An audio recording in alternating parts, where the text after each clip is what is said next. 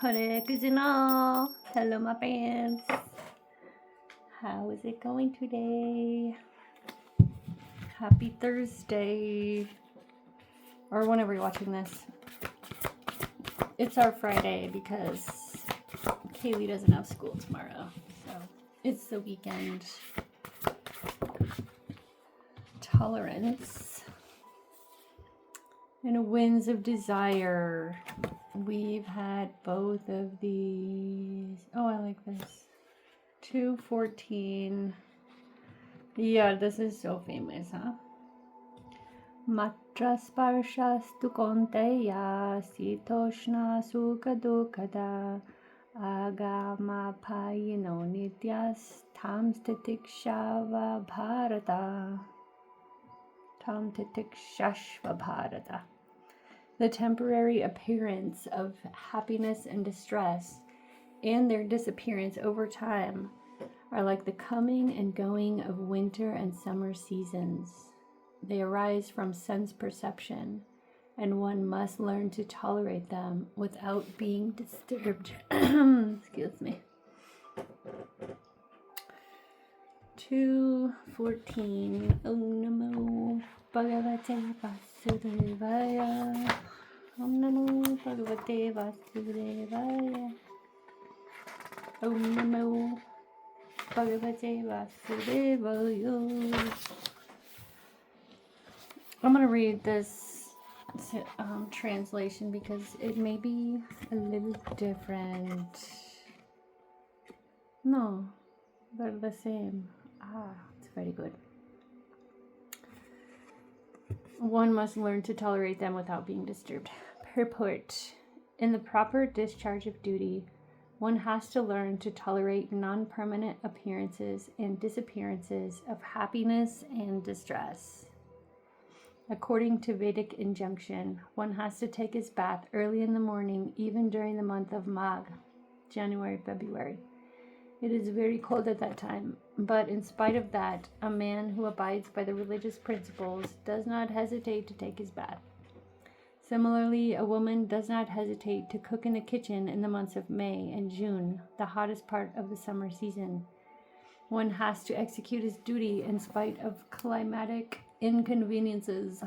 Similarly, to fight is the religious principle of the Kshatriyas, and although one has to fight with some friend or relative, one should not deviate from his prescribed duty.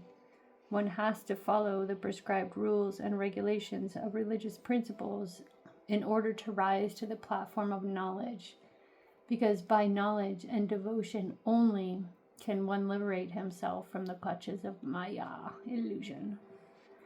The two different names of address given to Arjuna are also significant. To address him as Kaunteya signifies his great blood relations from his mother's side, and to address him as Bharata signifies his greatness from his father's side. From both sides, he is supposed to have a great heritage. A great heritage brings responsibility in the matter of proper discharge of duties. Therefore, he cannot avoid fighting. Let me see if I can lighten it up in here a little.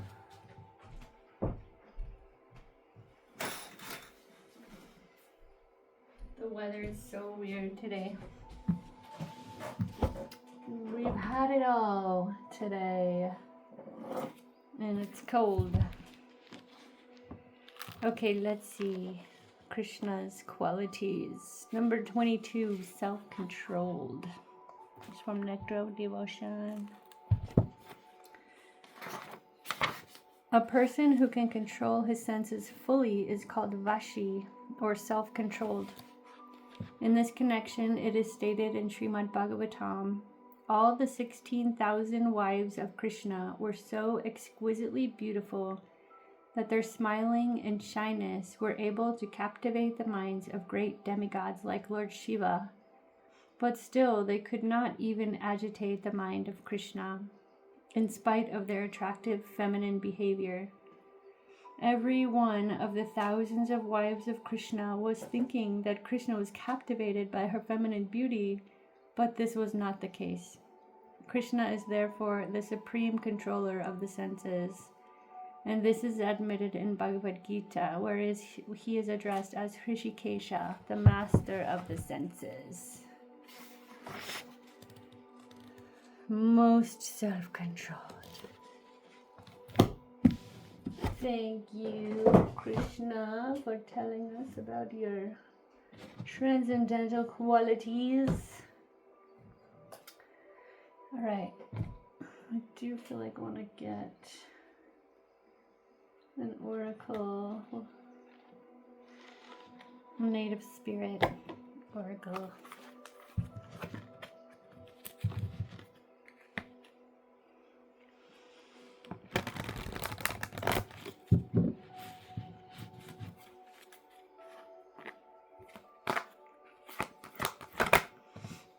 Dream Traveler. Did we have this before? Dream Traveler. I feel like we did. You are a channel for spirit. Trust your intuition, hunches, and gut reactions. This is a visionary card with a message that you are on the right path, even if it doesn't always seem like it. Your higher self and spiritual guides, ancestors, and guardians are watching over you and supporting you. You are blessed and you are a blessing. You are a dreamer in the most wondrous definition of the word. Your native spirit wants you to know, in earth-based tribal traditions, people look to those unique individuals who had the ability to journey during their nocturnal dreams to bring back wisdom and guidance for the tribe. The dreamers were able to step through sacred portals in the night to commune with those on the other side.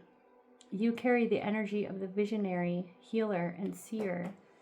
Watch your dreams. Messages from the Creator are flowing to you. Try using a dream journal. Put a notebook next to your bed and write it down right when you wake up. Otherwise, you may forget. Yeah, dreams are cool. Dreams are cool, unless they're bad. Some people have nightmares. Whew, glad that's not me. Oh my goodness. Hare Krishna. Okay, let's see what's going on with the collective today. A message, please, for the collective. There's that 9 of Swords we saw yesterday. Oh, you guys, these are all the cards we saw yesterday. Strength, 2 of Pentacles, 10 of Cups. I gotta shuffle. I haven't really picked these up since yesterday's reading.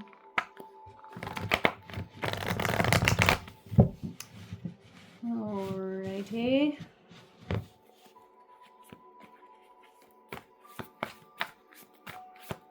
This is for the collective, please. Ooh.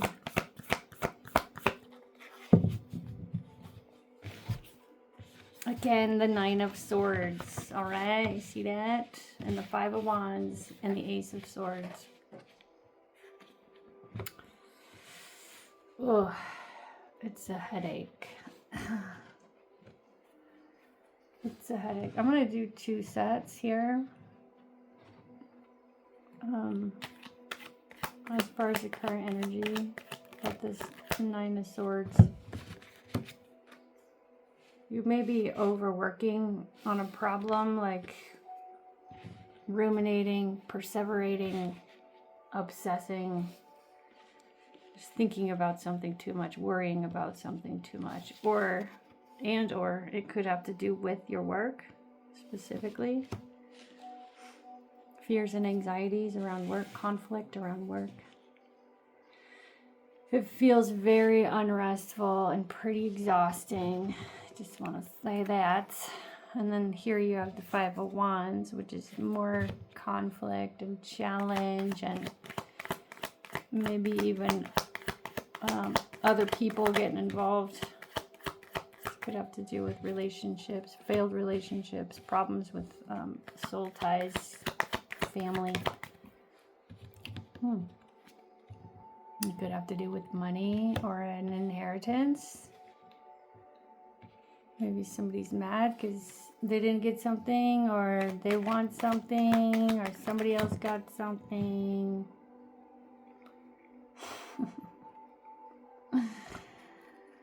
It's like when you understand how it all shakes out, you feel like you got a bad deal.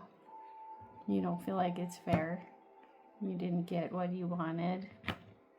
Somebody didn't get what they wanted. And the truth is coming out and things are coming to light, and it's just not a satisfying situation. It's like, yeah, I wanted the truth, but it's not hard. I mean, it's not easy to accept the truth. It's like a difficult truth. Like I said, I am going to get another set of cards here for current energy.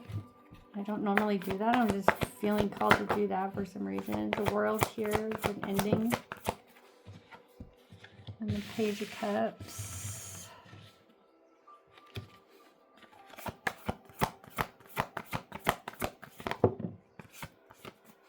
The Chariot and the Empress. Ooh, oh my gosh. The Lovers. I hope somebody's not acting on impulse. Let's see. To the World, again, is an ending. Let's shuffle these.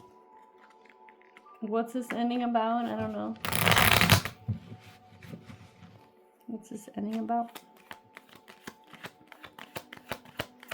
It can be so many things. It can be different for everybody. It could be having to do with the way you see things, the way you understand things, the way you interpret things, the way you get your information. What you believe could be changing the way you see your beliefs, or what you believe in, actually. I'm getting this dizzying energy, like yesterday, similar to yesterday. Four of Swords on the Seven of Pentacles. Feels like there has been some kind of investment in time spent working on healing. Maybe you're seeing that in a different way, or maybe there's some part of that that's ending or going into a new cycle. It's been a lot of work. You haven't been saying much about it. Maybe something you don't even speak about. The Page of Cups is here. This is like wondering, kind of daydreaming. Almost like, now what? Now I have this wand, this energy, this masculine King of Wands here. He's pretty powerful. He's pretty effective. He's got his work. It's kind of like, what am I going to do now for my work? He's like capable, able, strong. He's got the tools, the knowledge, the power, ambition, the drive to work. He's kind of like, what is that going to look like now? Ready to move forward here. But where is it going? Death and justice means moving forward.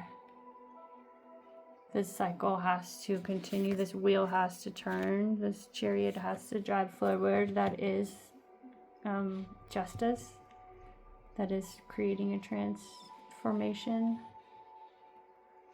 Maybe heading toward this Empress or Empress status. Just being in a place where you finally rest, Queen of Pentacles, and just feel abundant and cared for.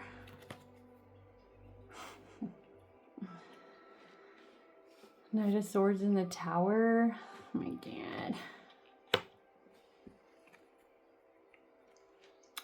It feels like really rushing into, oh, I need to hurry up and get to this Empress energy where I can be, you know, peaceful and abundant.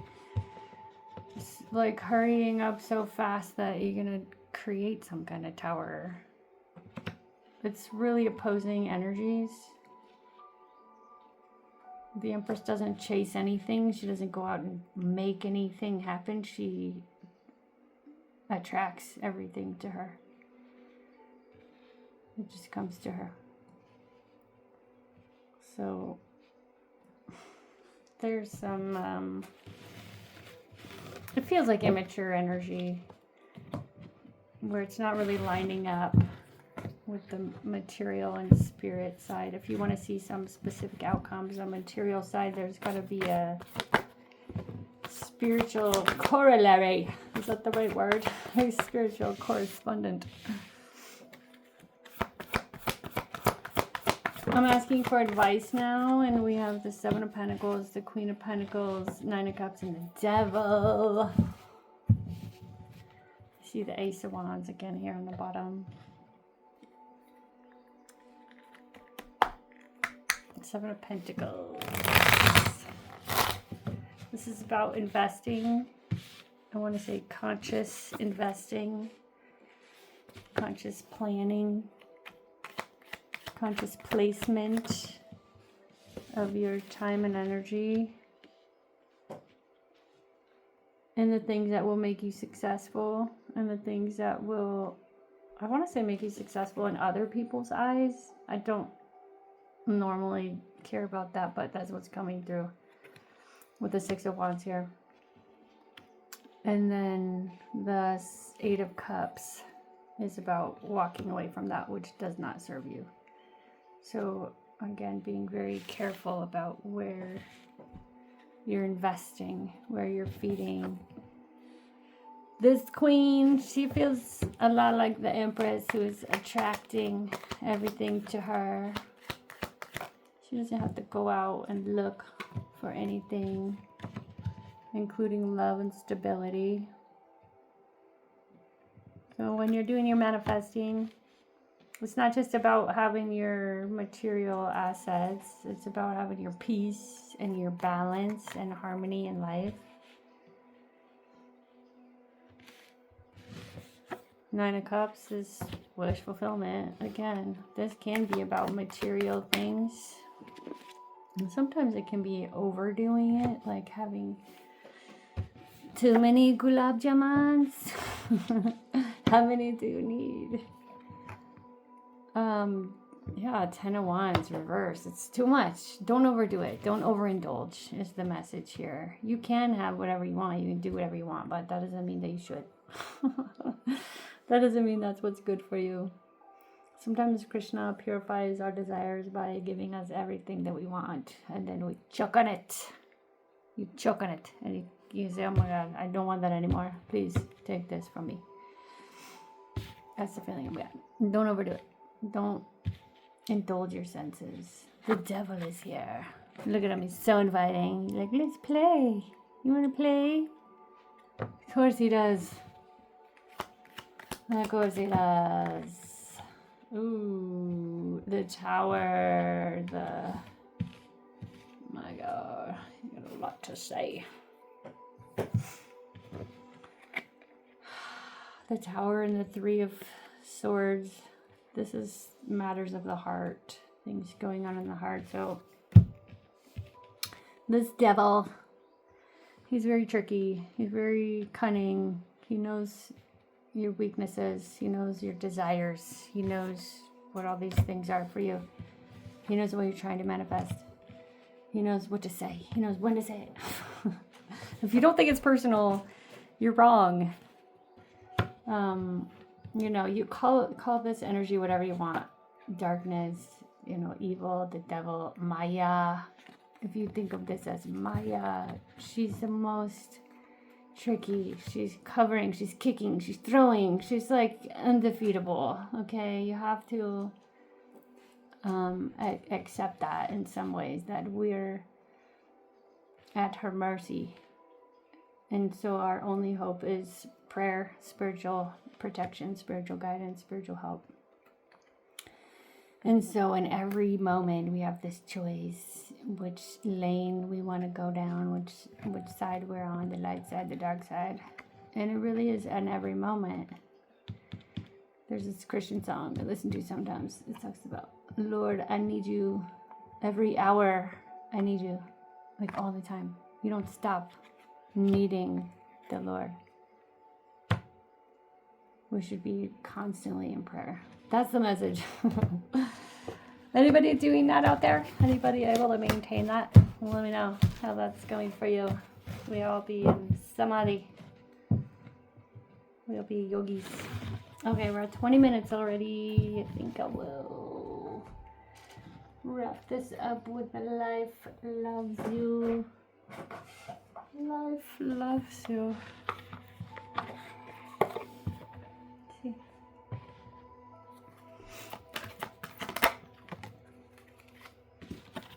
I trust that life wants the best for me. Pay attention to how your life is unfolding. Notice how life doesn't happen to you, it happens for you. I am willing to let love in.